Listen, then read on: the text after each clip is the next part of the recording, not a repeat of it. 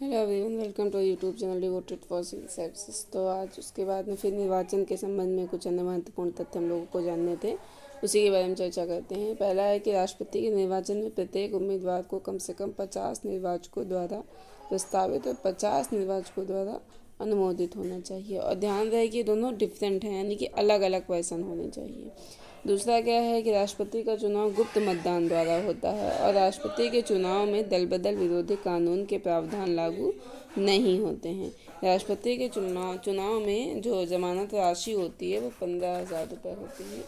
और यदि किसी उम्मीदवार को कुल वैध मतों का 1/6 से कम मत प्राप्त होता है तो ये जो जमानत राशि होती है 15,000, इसे जब्त कर लिया जाता है। फिर क्या है कि राष्ट्रपति के चुनाव में रिटर्निंग ऑफिसर के रूप में लोकसभा और राज्यसभा के महासचिव चक्रीय रूप में भूमिका निभाते हैं। ठीक है ना, चक्रीय मतलब एक बार ये एक बार वो, एक बार ये इस तरीके से। फिर इसमें एक नोट करने वाली बात यह है कि आर्टिकल 71 के तहत राष्ट्रपति और उपराष्ट्रपति के निर्वाचन से संबंधित विवाद पर किसी प्रकार की सुनवाई केवल कहाँ होगी? सुप्रीम कोर्ट में ही होगी। और यदि मान के चलो राष्ट्रपति और उपराष्ट्रपति का निर्वाचन सर्वोच्च न्यायालय द्वारा शून्य घोषित कर दिया जाता है तो इनके द्वारा जो अपने पद की शक्तियों के प्रयोग के लिए जो भी कार्य किया गया है वो अमान्य नहीं होगा। ठीक है ना। फिर आता है राष्ट्रपति का पुनः निर्वाचन अगर करना हो तो आर्टिकल 57 के तहत राष्ट्रपति पुनः निर्वाचन के पास पुनः निर्वाचित होने के लिए पात्र होते हैं ये। लेकिन अमेरिका में केवल 2 कार्यकाल के लिए ही निर्वाचित हो सकते हैं। फिर दूसरा क्या है कि राष्ट्रपति पद के लिए शर्तें क्या होती हैं। तो राष्ट्रपति संसद के किसी सदन या किसी राज्य विधानमंडल के किसी सदन का सदस्य नहीं होगा। यदि संसद के किसी सदन या राज्य विधानमंडल के किसी सदन का सदस्य राष्ट्रपति निर्वाचित हो जाता है तो यह समझा जाएगा कि उनका उस सदन में स्थान राष्ट्रपति के रूप में पद ग्रहण करने की तारीख से रिक्त हो जाएगा। समझ में आया ना? ठीक है ना। तो अगर बाई चांस अगर वो किसी सदन का सदस्य है भी और जिस दिन से वो राष्ट्रपति का पद वो ग्रहण कर रहा है तो उस दिन से उसका जिस सदन का सदस्य है वो रिक्त शपथ लिया जाएगा। ठीक है ना, ये चीज़ है। नेक्स्ट क्या है कि राष्ट्रपति संसद द्वारा निर्धारित उपलब्धियों, भत्तों और विशेष अधिकारों को प्राप्त करता है, लेकिन जब तक ऐसा प्रावधान नहीं किया जाता है तब तक वह दूसरी अनुसूची में निर्धारित उपलब्धियों और भत्तों को प्राप्त करते रहेंगे। ठीक है ना। राष्ट्रपति की उपलब्धियां भारत की संचित निधि पर आधारित होता है, अर्थात राष्ट्रपति की उपलब्धियों व भत्तों में उसकी पदावधि के दौरान गैर लाभकारी परिवर्तन नहीं किया जा सकता। तो अब बात करते हैं शपथ की इनके। तो आर्टिकल 60 में प्रावधान दिया गया है कि प्रत्येक राष्ट्रपति और प्रत्येक व्यक्ति कार्यकारी राष्ट्रपति के रूप में उनके कृत्यों का निर्वहन कर रहा हो उसे सर्वोच्च न्यायालय के मुख्य न्यायाधीश या उनके अनुपस्थिति में सर्वोच्च न्यायालय के किसी अन्य वरिष्ठतम न्यायाधीश के सामने शपथ लेना होगा। ठीक है ना। उसके बाद में फिर क्या है, राष्ट्रपति मैंने बताया कि इसके जो प्रारूप का है राष्ट्रपति के शपथ का जो प्रारूप है आर्टिकल 60 में दिया गया है। फिर क्या है कि संविधान और विधि के परीक्षण, संरक्षण और प्रतिरक्षण का शपथ जो है इसमें लिया जाता है कि हम इसमें भाव क्या होता है कि हम जनता की सेवा और कल्याण करेंगे, ऐसा होता है।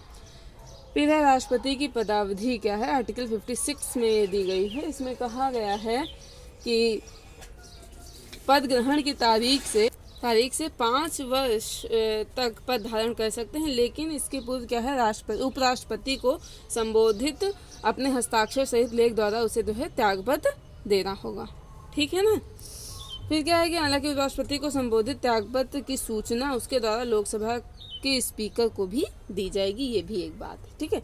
संविधान का अतिक्रमण करने पर आर्टिकल 61 की प्रक्रिया के अधीन महाभियोग द्वारा इन्हें पद से हटाया भी जा सकता है।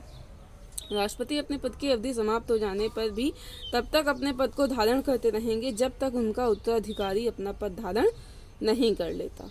ठीक है ना। फिर उसके बाद में क्या है कि राष्ट्रपति के महाभियोग की प्रक्रिया आखिर क्या है, इसे कैसे क्या होता है समझ लीजिए आप लोग। देखिए, संविधान के अतिक्रमण के आधार पर राष्ट्रपति पर महाभियोग का आरोप संसद के किसी भी सदन में लगाया जा सकता है, कोई भी सदन हो वो। ठीक है ना। ऐसा आरोप लगाने के लिए उस सदन के कुल सदस्यों के कम से कम 1/4 सदस्यों द्वारा ऐसा संकल्प लाना होता है। इसे प्रस्तुत करने के लिए कम से कम 14 दिन पूर्व लिखित सूचना देनी होगी। ध्यान रहे कि अगर आप किसी मतलब राष्ट्रपति पर महाभियोग का आरोप लगा रहे हैं तो इसके लिए पहली तो बात आप किसी भी सदन में ला सकते हैं। दूसरी बात, जो प्रस्ताव लाया जाएगा वो 1/4 सदस्यों का होना चाहिए। 1/4 सदस्यों के मतलब उन पर हस्ताक्षर होने चाहिए और ऐसा जो प्रस्ताव होगा वो 14 दिन पूर्व आपको नोटिस भी देनी होगी। तो जिस सदन में संकल्प लाया जाता है उस सदन के कुल सदस्य संख्या के कम से कम 2/3 बहुमत द्वारा ऐसा संकल्प पारित होना चाहिए। एक तो आप जो है 1/4 सदस्य द्वारा लेके आए, फिर उसके बाद में वो जो प्रस्ताव है 2/3 बहुमत से उसको पारित भी होना चाहिए उसी सदन में। दूसरा सदन ऐसा आरोप का अन्वेषण करेगा या जांच करेगा। इस प्रक्रिया के दौरान राष्ट्रपति स्वयं या अपने प्रतिनिधि के माध्यम से अपना पक्ष रख सकते हैं। ये प्राकृतिक न्याय पर आधारित है। तो इस संपूर्ण प्रक्रिया के दौरान अर्ध न्यायिक भूमिका का जो सदन होता है वो अर्ध न्यायिक भूमिका का क्या करता है, निर्वहन करता है। यदि दूसरा सदन भी कुल सदस्य संख्या के 2/3 बहुमत से ऐसा प्रस्ताव पारित कर देता है, पहला तो जिसमें आ रहा है तो क्या मैंने बताया कि कम से कम क्या होना चाहिए, 1/4 सदस्य होना चाहिए। फिर क्या होना चाहिए कि 2/3 बहुमत से पारित होना चाहिए। फिर अगर दूसरे सदन में जा रहा है वो भी 2/3 बहुमत से इसे पारित कर देता है तो फिर संकल्प जो पारित जो तिथि से मतलब राष्ट्रपति का पद क्या होगा, रिक्त समझा जाएगा। आप इसमें नोट करके लिख लीजिए कि राष्ट्रपति के महाभियोग में निर्वाचित और नामांकित दोनों सदस्य भाग लेते हैं। राष्ट्रपति के महाभियोग में केवल संसद के दोनों सदन भाग लेते हैं। ठीक है ना। देखिए, राष्ट्रपति के महाभियोग के में निर्वाचित और नामांकित में दोनों सदस्य भाग लेते हैं, लेकिन महाभियोग में केवल संसद के ही दोनों सदस्य भाग लेते हैं। ठीक है ना। यहाँ राज्य विधानमंडल की कोई भी भूमिका नहीं होती है महाभियोग में। ठीक है ना। अब क्या है, राष्ट्रपति के पद में रिक्ति को भरने के लिए निर्वाचन का समय आखिरकार क्या होगा, ये थोड़ा सा देख लेते हैं। देखिए, आर्टिकल 62 के तहत राष्ट्रपति की जो पदावधि की समाप्ति से हुई रिक्ति को भरने के लिए निर्वाचन पदावधि की समाप्ति के पहले ही पूर्ण करा लिया जाएगा। ये एक प्रावधान है। ठीक है ना। राष्ट्रपति की मृत्यु, पदत्याग या महाभियोग के कारण हुई पद की रिक्ति को भरने के लिए निर्वाचन रिक्ति की तारीख से 6 माह के भीतर करा लेना अनिवार्य। ठीक है ना, अगर कोई इनमें से कोई कंडीशन बनती है। अब हम बात करते हैं राष्ट्रपति की शक्तियों की। राष्ट्रपति की शक्तियाँ आखिरकार क्या क्या होती हैं। देखिए, पहला कई शक्तियाँ हैं, हम थोड़ी सारी शक्तियाँ आपको गिनाते फिर एक एक करके हम आपको बताएंगे। देखिए, कार्यकारी शक्तियाँ हो गई, दूसरा हो गया विधायी शक्तियाँ, तीसरा हो गया न्यायिक शक्तियाँ, चौथा हो गया सैन्य शक्तियाँ, पांचवा हो गया विवेकाधीन शक्तियाँ, छठा हो गया कूटनीतिक शक्तियाँ। तो देखिए, कार्यपालिका जो शक्तियाँ, आप इसे चाहें तो बेयर से पढ़ सकते हैं, लेकिन जो मुझे पता, मैं अगर उसे पढ़ूंगी तो फ़ायदा क्या है, टाइम ज़्यादा ही जाएगा और कुछ नहीं होगा। तो देखिए, आर्टिकल 74 क्या होता है कि राष्ट्रपति को सलाह देने के लिए एक मंत्रिपरिषद होगी जिसका प्रधान कौन होता है, पीएम होता है। और 53 में क्या कहा गया है कि संघ की कार्यपालिका शक्ति राष्ट्रपति में निहित होगी। राष्ट्रपति संघ की कार्यपालिका शक्ति का उपयोग स्वयं या अपने अधीनस्थ अधिकारियों के द्वारा करेगा। अधीनस्थ अधिकारी मतलब वही हो गया, मंत्रिपरिषद हो गया। पीएम और मंत्रिपरिषद की सलाह क्या राष्ट्रपति को मानना जरूरी है या नहीं है, हमारे संविधान में कन्फ्यूजन हो गया है। तो मतलब क्योंकि क्या है कि आखिरकार क्या सही माना जाए, क्योंकि शुरुआती दौर में क्या था कि पीएम नेहरू और राष्ट्रपति राजेंद्र प्रसाद के बीच में एक छोटा सा विवाद हो गया। राजेंद्र प्रसाद जी का कहना था कि हम केवल आंख नाक कान बंद करके जो पीएम और मंत्रिपरिषद कहेंगे वो वही बात सुनने के लिए नहीं बैठे हुए हैं। हमारी भी एक संवैधानिक गरिमा है और संवैधानिक पद है हमारा भी। हमें अगर लगेगा कि कोई भी चीज़ अगर गलत है, पीएम यानी कि पीएम और मंत्रिपरिषद कोई गलत बात कह रहे हैं या वो गलत हैं, गलत या सलाह दे रहे हैं, तो हम आर्टिकल 53 के तहत अपने अकॉर्डिंग काम कर सकते हैं। तो प्रॉब्लम यहाँ हुई कि दोनों अगर प्रबल हो जाएंगे तो फिर चीज़ें आगे बढ़ ही नहीं पाएंगी। तो नेहरू और प्रसाद के दौर में हमारी नीति में आदर्शवाद काफ़ी ज़्यादा प्रभावी था, आपसी समझ काफ़ी ज़्यादा हुआ करती थी। लेकिन अब जो है राष्ट्रपति कौन है, मतलब अब जो है राष्ट्रपति और जो पीएम हैं दोनों के पास शक्तियाँ हैं, कोई निर्णय हो ही नहीं पाएगा। तो 2014 में मुखर्जी और राष्ट्रपति के बीच में भी मतभेद हुए थे। संसदीय प्रणाली में राष्ट्रपति नाम मात्र का ही होता है, राष्ट्रपति के पास कोई कार्यकारी शक्ति नहीं होती। इंदिरा गांधी ने इसे दूर करने का प्रयास किया तो 42 जो अमेंडमेंट था उन्होंने किया। आर्टिकल 74 में कहा गया कि इस प्रश्न की न्यायालय आर्टिकल 74 में साफ साफ ये बात कही गई है कि राष्ट्रपति को सहायता और सलाह देने के लिए एक मंत्रिपरिषद होगी जिसका प्रधानमंत्री होगा।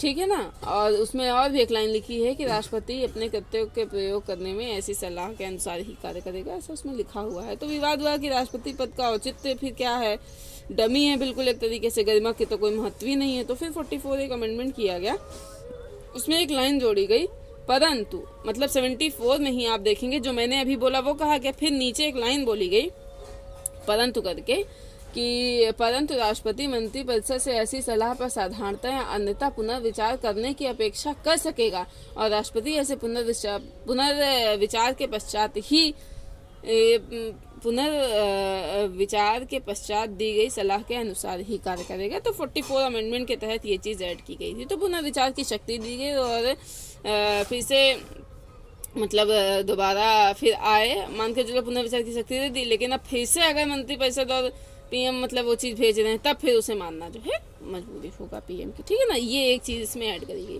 तो हम क्या बात कर रहे थे, कार्यपालिकीय शक्ति की बात कर रहे थे। मैंने इसमें बताया कि आर्टिकल 53 के तहत संघ की आप चाहें तो लिख सकते हैं, संघ की कार्यपालिका शक्ति राष्ट्रपति में निहित होती है जिसका प्रयोग वह स्वयं या अपने अधीनस्थ अधिकारियों के माध्यम से कर सकता है।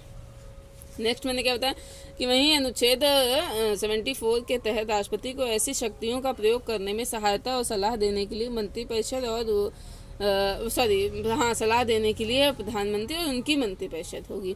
लेकिन राष्ट्रपति और प्रधानमंत्री के मध्य संभावित टकराहट को रोकने के लिए आर्टिकल 74 में फिर से संशोधन किया गया। अब क्या कहा गया कि आप 42 में यानी कि 42nd अमेंडमेंट द्वारा निर्धारित किया गया कि राष्ट्रपति अपनी शक्तियों को प्रधानमंत्री और उनके मंत्रिपरिषद की सलाह के अनुसार ही काम करेगा। लेकिन राष्ट्रपति पद की संवैधानिक गरिमा को बनाए रखने के लिए 44वां कॉन्स्टिट्यूशनल अमेंडमेंट द्वारा यह भी प्रावधान किया गया कि राष्ट्रपति ऐसी किसी सलाह को मंत्रिपरिषद के पुनर्विचार के लिए वापस भेज सकते हैं। हालांकि पुनर्विचार के बाद पुनः मंत्रिपरिषद द्वारा दी गई सलाह को मानना राष्ट्रपति के लिए बाध्यकारी होगा। तो आप इस चीज़ को जो है बिल्कुल भी देख सकते हैं। फिर आर्टिकल जो है आप एक थोड़ा नोट करके लिख लीजिए, आर्टिकल 74 का 2 में क्या कहा गया कि इस प्रश्न की किसी न्यायालय में जांच नहीं की जाएगी कि क्या मंत्रियों ने राष्ट्रपति को कोई सलाह दी और यदि दी है तो क्या दी है, इस बात की कोई जांच नहीं होगी, ठीक है ना। आर्टिकल जैसे जो मैं आर्टिकल पढ़ रही हूँ आप इसे बेयर एक्ट में बहुत सावधानी से पढ़ सकते हैं, ठीक है ना। अब मैं उसे अगर पढ़ूंगी तो टाइम वेस्ट। आर्टिकल 77 के तहत भारत सरकार की समस्त कार्यपालिकीय कार्यवाही राष्ट्रपति के नाम से की हुई कही जाएंगी, ठीक है ना। राष्ट्रपति भारत सरकार का कार्य अधिक सुविधापूर्वक किए जाने के लिए मंत्रियों में उक्त कार्यों के आवंटन के लिए नियम बनाएगा, ऐसा 77 के 3 में प्रावधान किया गया। इसी प्रकार राष्ट्रपति अपने कार्यपालिकीय शक्ति के तहत विभिन्न संवैधानिक पदों पर नियुक्ति और पदमुक्ति का अधिकार होगा, जैसे पीएम, अन्य मंत्री, महान्यायवादी, सर्वोच्च न्यायालय न्यायाधीश, कैग, राज्यपाल, निर्वाचन आयोग, ये सब चीज़ें, ठीक है ना। थोड़ा बात कर लेते हैं विधायी शक्तियाँ क्या हैं, कि राष्ट्रपति को संसद का पार्ट आखिरकार क्यों माना जाए। असल में जो लोकसभा राज्यसभा में कोई कानून बनाने की प्रक्रिया शुरू होती है तो कानून के प्रारूप को विधेयक या बिल कहा जाता है, सबको मालूम, ठीक है ना। इन विधेयकों में कोई कानूनी प्रभाव नहीं होता है, ये लोकसभा राज्यसभा के स्तर पर लाए जाते हैं। अगर विधेयक को दोनों सदनों से पारित कर दिया जाए तो राष्ट्रपति के पास भेजा जाए, यदि राष्ट्रपति इस पर अनुमति या हस्ताक्षर कर देता है तो इस विधेयक को तत्काल प्रभाव से अधिनियम में बदल दिया जाता है और यही कानून बन जाता है, समझ में आया ना। तो विधेयक कोई कानून नहीं होता है, ये चीज़ें होती हैं। तो यानी कि बिल से एक्ट राष्ट्रपति के साइन के बाद ऐसा हो जाता है। यदि बिना राष्ट्रपति के साइन नहीं हुए हैं उस पर तो कानून वो नहीं बन पाएगा। इसलिए संसद के एक अभिन्न अंग के रूप में राष्ट्रपति की भूमिका को भी हम लोग देखते हैं। तो मैंने क्या बताया विधायी शक्तियों में, अब एक बार फिर से सुन लीजिए, इसे आप चाहें तो लिख भी सकते हैं, ठीक है ना। देखिए आर्टिकल 79 के तहत संसद में 3 भाग होते हैं संसद के, राष्ट्रपति और दोनों सदन। दोनों सदन का मतलब कौन हो गया, लोकसभा और राज्यसभा। संसद के दोनों सदनों द्वारा क्योंकि संसद के दोनों सदनों द्वारा पारित विधेयक राष्ट्रपति की अनुमति के बाद ही अधिनियम बन पाते हैं, ठीक है ना। तो एक निश्चित समय में कितनी बैठकें हुई उनको सत्र कहते हैं, यह चीज़ आप जान लीजिए। सत्र की शुरुआत जो है राष्ट्रपति के द्वारा की जाती है। जैसे 3 सत्र होते हैं, पता होगा, सुनते भी होंगे आप लोग, बजट सत्र, मानसून सत्र, शांति सत्र, इस तरीके से होता है। सॉरी, शांति नहीं, शीत सत्र, सॉरी गलती से हो गया। और सत्र के एंड यानी कि सत्र जब ख़त्म होता है तो उसे सत्र अवसान कहते हैं। इसका अधिकार भी अधिकतर राष्ट्रपति के पास ही होता है। एक विघटन वर्ड आप लोग सुनते होंगे कि पूरी लोकसभा को खाली कर देना और फिर से नए चुनाव के लिए लोकसभा में नए सदस्यों का आना। राज्यसभा कभी भी राज्यसभा का कभी भी मतलब विघटन नहीं होता है, ये एक स्थायी सदन होता है। और जो लोकसभा होती है इसके जो विघटन का काम होता है राष्ट्रपति का काम होता है। तो आर्टिकल 85 के तहत राष्ट्रपति द्वारा संसद के दोनों सदनों का सत्र आहूत किया जाता है। ध्यान रहे किस आर्टिकल के तहत, आर्टिकल 85 के तहत, और सत्रावसान भी किया जाता है। साथ ही राष्ट्रपति ही लोकसभा का विघटन करता है, ठीक है ना। आर्टिकल 86 के तहत राष्ट्रपति संसद के किसी सदन या दोनों सदनों में एक साथ अभिभाषण कर सकते हैं। साथ ही राष्ट्रपति द्वारा संसद के सदनों को किसी लंबित विधेयक या अन्य संदर्भों में संदेश भेजा जा सकता है, ठीक है ना। इसे आप आर्टिकल 87 के तहत जो है देख सकते हैं। फिर क्या है, आर्टिकल 87 के तहत राष्ट्रपति 2 अवसरों पर संसद में विशेष अभिभाषण करते हैं, मैंने बताया। पहला क्या है, लोकसभा के प्रत्येक साधारण निर्वाचन के बाद प्रथम सत्र के आरंभ में, ठीक है ना। साधारण निर्वाचन हो जाए और फिर जब सत्र आरंभ हो उसके शुरू में, और प्रत्येक वर्ष के पहले सत्र के प्रारंभ में, ठीक है ना। तो आर्टिकल 160 ये बात समझ में आ गई होगी आपको, ठीक है। नेक्स्ट क्या है कि आर्टिकल 108 के तहत राष्ट्रपति द्वारा क्या होता है, संयुक्त बैठक का प्रावधान या संयुक्त बैठक की घोषणा करता है। राष्ट्रपति द्वारा आर्टिकल 331 यानी कि 331 के तहत लोकसभा में 2 आंग्ल भारतीय समुदाय के सदस्यों को, और आर्टिकल 80 के तहत राज्यसभा में 12 सदस्यों को नामित किया जा सकता है, ठीक है ना। हाँ, फिर अनेक महत्वपूर्ण रिपोर्ट जो है सदन में प्रस्तुत कराए जाते हैं, जैसे कौन कौन हो गया, वार्षिक वित्तीय विवरण हो गया, कैग की रिपोर्ट हो गया, ये सब राष्ट्रपति ही करते हैं। संघ लोक सेवा आयोग की रिपोर्ट हो गया, वित्त आयोग की रिपोर्ट हो गया, SC ST या OBC आयोग की जो रिपोर्ट्स होती हैं वो हो गया। कुछ महत्वपूर्ण विधेयकों को सदन में प्रस्तुत करने के पूर्व राष्ट्रपति की पूर्व अनुमति आवश्यक होती है। जैसे कुछ होते हैं ना कि जैसे बाद में ली जाती है राष्ट्रपति की अनुमति, लेकिन कुछ होते हैं जिनमें आपको पहले ही अनुमति लेना अनिवार्य होता है। जैसे पहला हो गया नए राज्यों का निर्माण हो गया, दूसरा धन विधेयक हो गया, तीसरा व्यापार की स्वतंत्रता पर प्रतिबंध आरोपित करने वाले राज्य के विधेयक हो गए। फिर क्या होता है, हमारा वीटो शक्तियाँ होती हैं। आशय क्या है इसका, जैसे निषेधाधिकार हो गया, मतलब इसका हो गया स्वीकार करना। पूर्ण वीटो क्या हो गया, किसी विधेयक पर राष्ट्रपति द्वारा अनुमति न देना। तो भारत में इसकी 2 स्थिति हैं, गैर सरकारी विधेयकों पर पूर्ण वीटो हो गया और पुरानी सरकार के विधेयकों पर पूर्ण वीटो हो गया। फिर दूसरा होता है वीटो शक्ति में निलंबनकारी वीटो। इसमें क्या होता है, निलंबनकारी वीटो में क्या होता है, जनरली ये साधारण विधेयक के लिए होता है कि कुछ समय के लिए विधेयक पर रोक लगा दी जाती है। भारत में क्या है कि राष्ट्रपति किसी भी विधेयक को सदन के पास पुनर्विचार के लिए भेज सकता है, ऐसा भी होता है। फिर होता है पॉकेट वीटो या JB वीटो। क्या होता है, इसके तहत राष्ट्रपति विधेयक पर कोई निर्णय ही नहीं लेता है, अर्थात ना तो विधेयक को अनुमति देता है ना ही अस्वीकार करता है। संविधान में कहीं भी उल्लेख नहीं है कि राष्ट्रपति किसी विधेयक पर कितनी अवधि के भीतर निर्णय करेंगे, ये बात कहीं भी हमारे कॉन्स्टिट्यूशन में नहीं लिखी हुई है, जो पॉकेट वीटो का आधार बन जाता है, ठीक है ना। तो अब बात करेंगे अध्यादेश जारी करने की शक्ति आखिरकार क्या है। देखिए, पहली बात तो आप ये जान लीजिए कि ये एक अस्थायी कानून होता है और आर्टिकल 123 के तहत राष्ट्रपति के पास अध्यादेश जारी करने की शक्ति होती है। आर्टिकल 123 के तहत शर्त क्या होती है कि जब संसद के दोनों सदन या कोई एक सदन सत्र में ना हो, या तो दोनों सदन ना हो सत्र में और नहीं तो फिर कोई एक सदन सत्र में ना हो, तब होता है ये। फिर क्या है कि यदि राष्ट्रपति को यह समाधान हो जाए कि ऐसी परिस्थितियां विद्यमान हो जहां त्वरित कार्यवाही करने की आवश्यकता होती है, तो उसमें जो है अध्यादेश तुरंत की कंडीशन में लाया जा सकता है। फिर इसकी प्रकृति कैसी होती है कि अध्यादेश उन सभी विषयों पर जारी किया जा सकता है जिन पर संसद को कानून बनाने की शक्ति है। अगर कोई भी ऐसा कानून हो जिन पे संसद कानून बना सकता हो, तो राष्ट्रपति भी उस पर अध्यादेश ला सकता है। कब, जब एक सत्र चल रहा हो या तो फिर दोनों सत्र ना चल रहे हो, मतलब एक सत्र ना चल रहा हो या तो फिर दोनों सत्र ना चल रहे हो तब। तो ठीक है ना, अध्यादेश उन सभी विषयों पर जारी किया जा सकता है जिन पर संसद को कानून बनाने की शक्ति होती है। जैसे ये विषय कहाँ आपको लिखेंगे पता चलेंगे, ये 3 सूचियाँ हैं ना, संघ सूची, संवर्ती सूची के विषय, इन पे जो है उनमें से 2 पर जो है किया जा सकता है। अध्यादेश का प्रयोग संविधान संशोधन करने के लिए नहीं किया जाता है, बात ध्यान रहे। अध्यादेश आप ले आइए और सोचिए कि संविधान कॉन्स्टिट्यूशन ही अमेंड कर दें, तो इट्स इम्पॉसिबल। नेक्स्ट क्या है कि अध्यादेश पर वे सभी सीमाएं आरोपित होती हैं जो संसदीय कानूनों पर लागू होते हैं, ठीक है ना। अब इनकी अवधि क्या है, अध्यादेश को दोनों सदनों के आरंभ होने के 6 सप्ताह के भीतर उनके सामने प्रस्तुत करना आवश्यक होता है। जैसे मान के जो कोई अध्यादेश आया, ठीक है, तो अब सदन जब बंद था तब तो ठीक है, लेकिन जैसे ही सदन हमारा प्रारंभ होता है तो उसमें 6 सप्ताह, ध्यान रहे 6 महीने नहीं है, 6 सप्ताह के भीतर जो है सदनों के सामने आपको प्रस्तुत करना होगा। यदि दोनों सदन अध्यादेश को पारित नहीं करते हैं तो फिर उसे हम समाप्त कर देंगे। हालांकि अध्यादेश को राष्ट्रपति द्वारा कभी भी वापस लिया जा सकता है। इस प्रकार अध्यादेश की अधिकतम जो अवधि होती है वो 6 माह 6 सप्ताह होती है। ठीक है ना।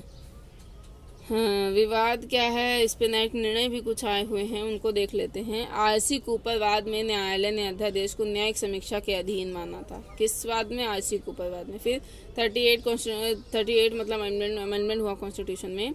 इसके द्वारा प्रावधान किया गया कि अध्यादेश जारी करने में राष्ट्रपति का समाधान अंतिम और निर्णायक है, जिसे किसी भी आधार पर न्यायालय में चुनौती नहीं दी जा सकती। लेकिन 44वें अमेंडमेंट के तहत इस प्रावधान को ही समाप्त कर दिया गया।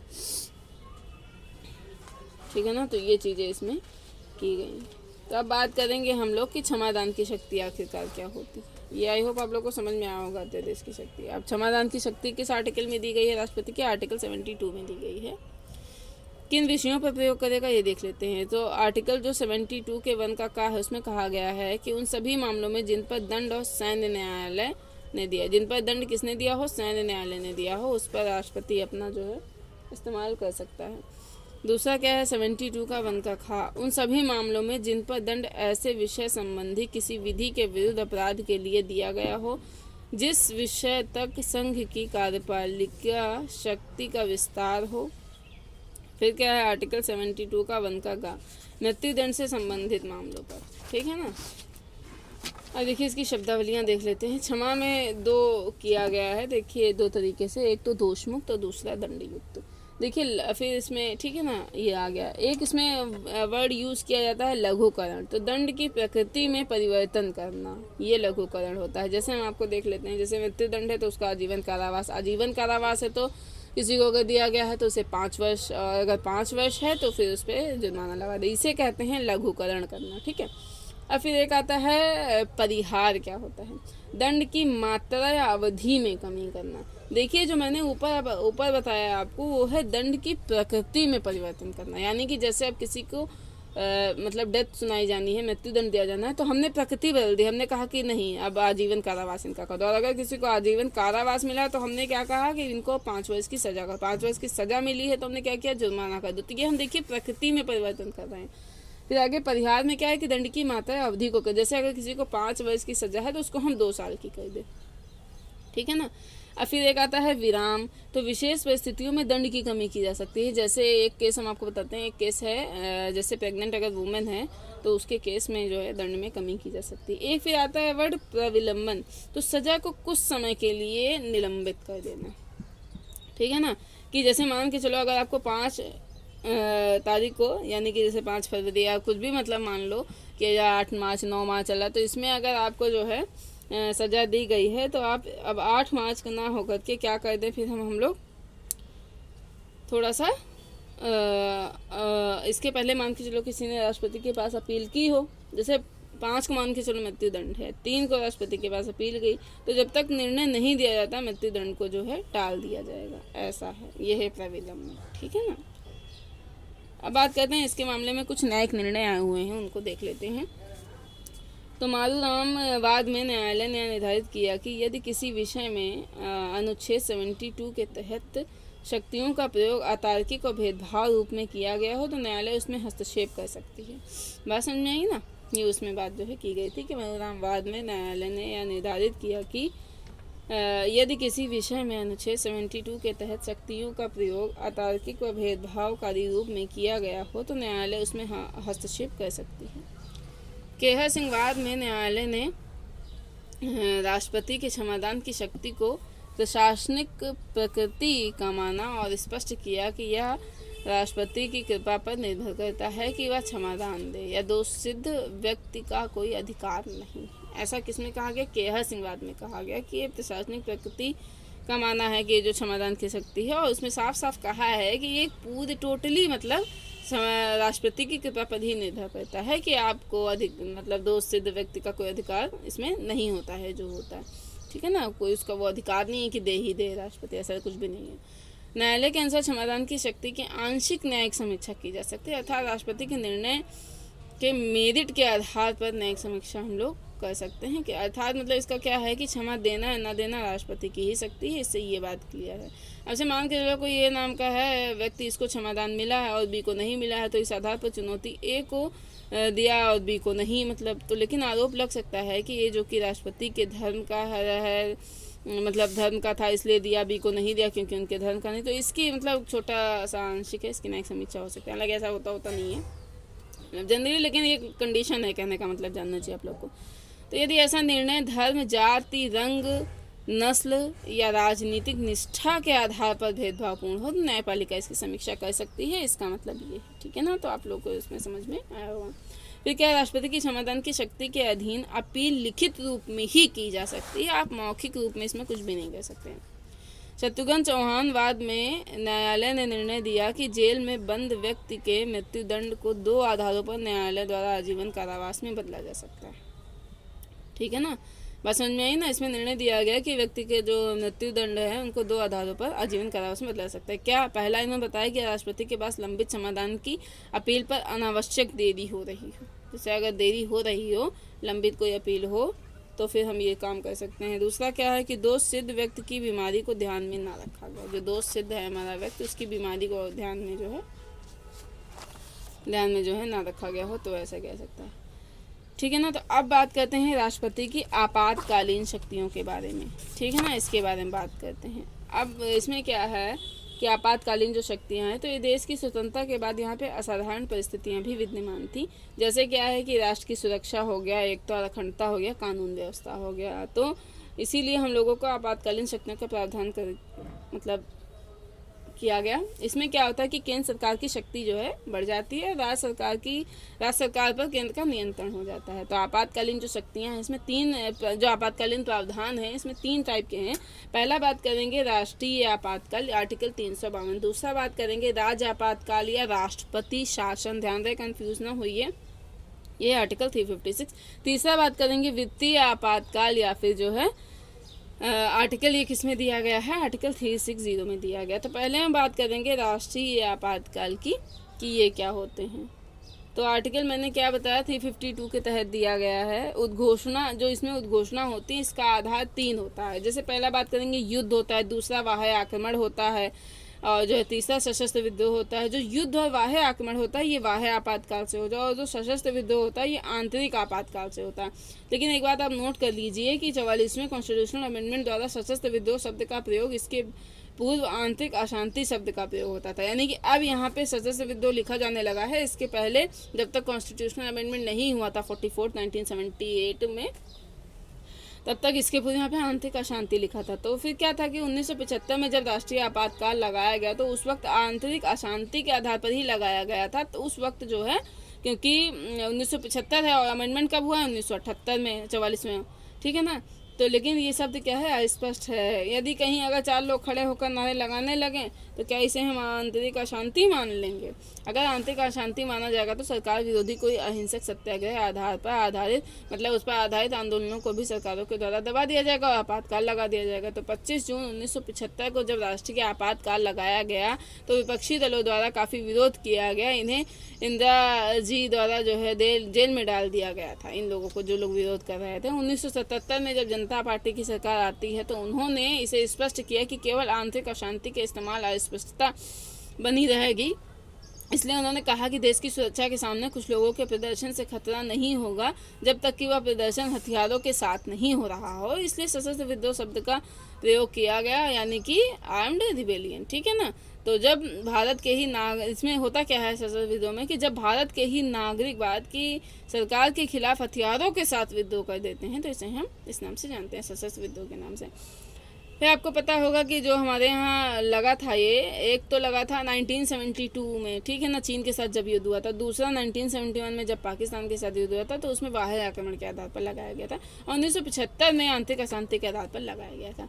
तो अब देखिए उद्घोषणा जो होती है ना, इसका प्रभाव क्षेत्र क्या होता है। देखिए संपूर्ण भारत या उसके किसी राज्य क्षेत्र के समक्ष संकट की स्थिति में राष्ट्रीय आपातकाल संपूर्ण भारत या उसके किसी भाग के लिए आरोपित किया जा सकता है, ठीक है ना।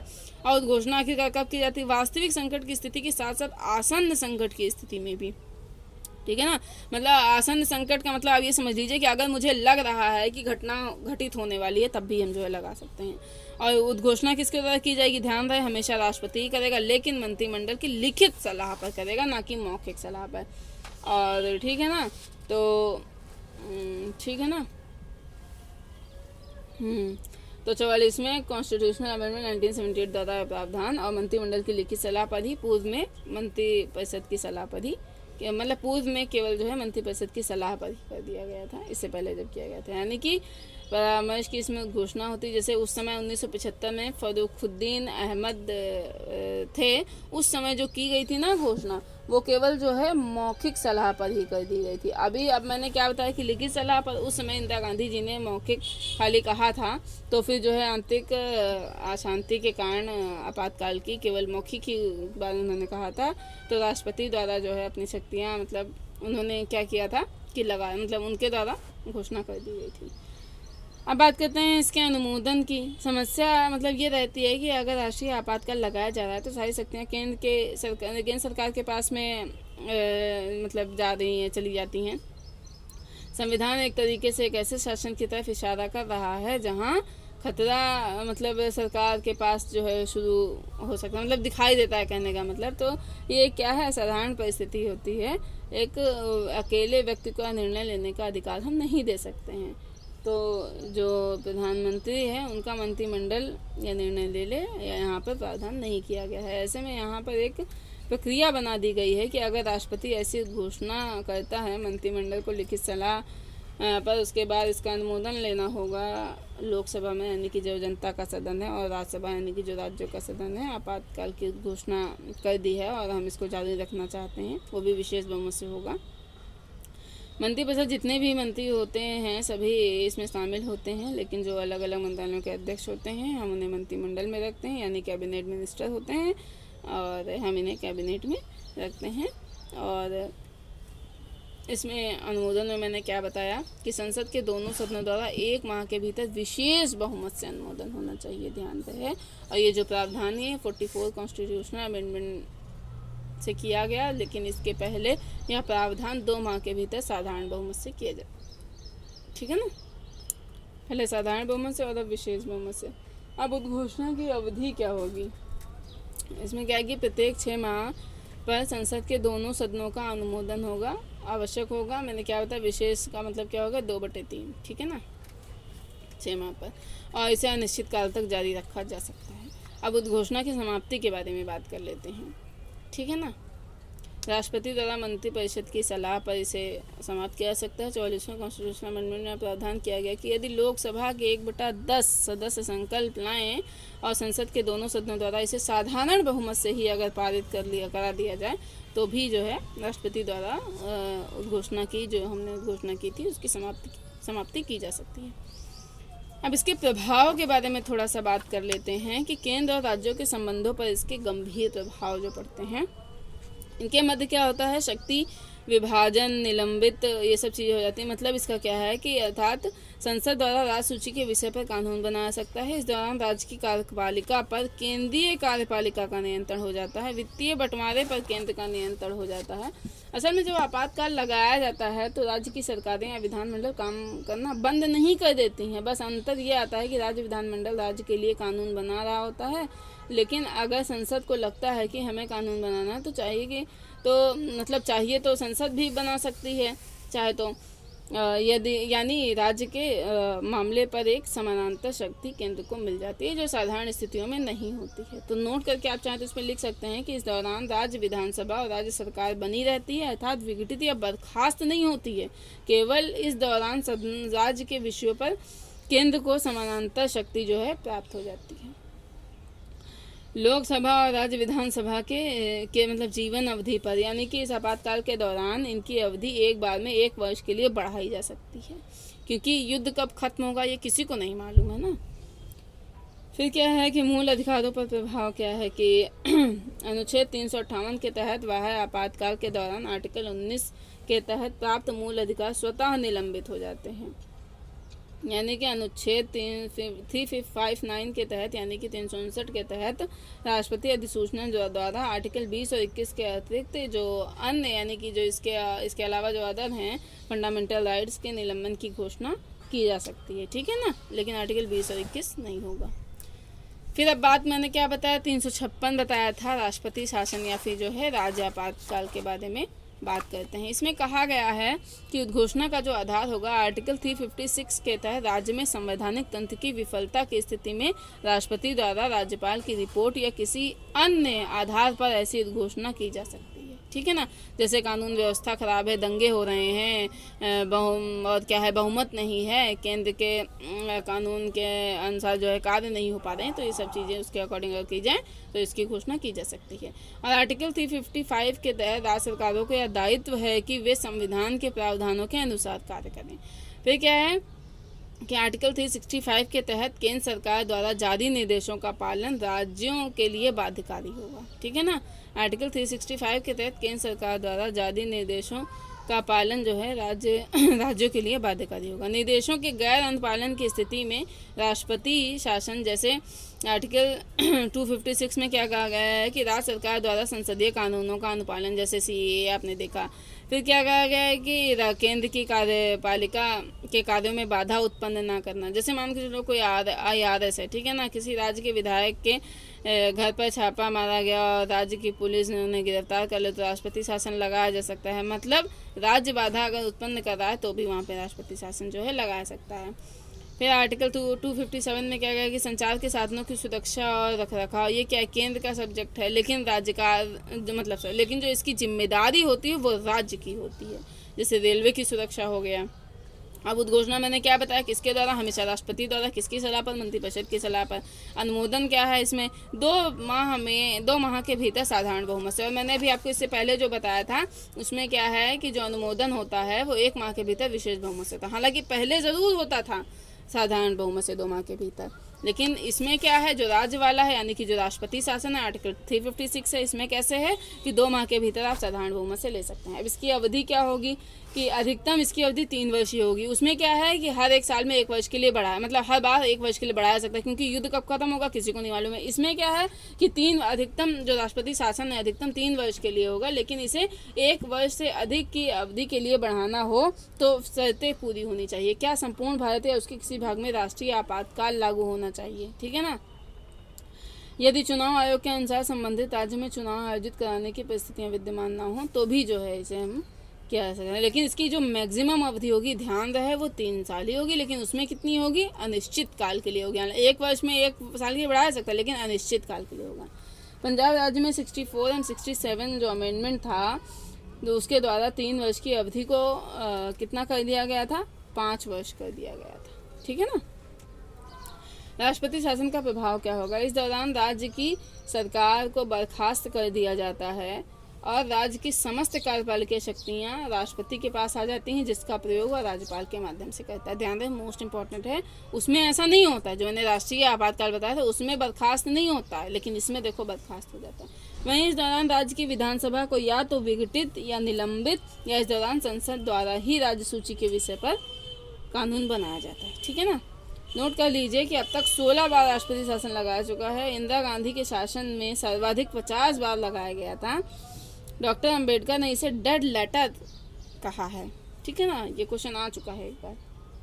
सरकारी आयोग ने इसे अंतिम विकल्प के रूप में चुनने को कहा था।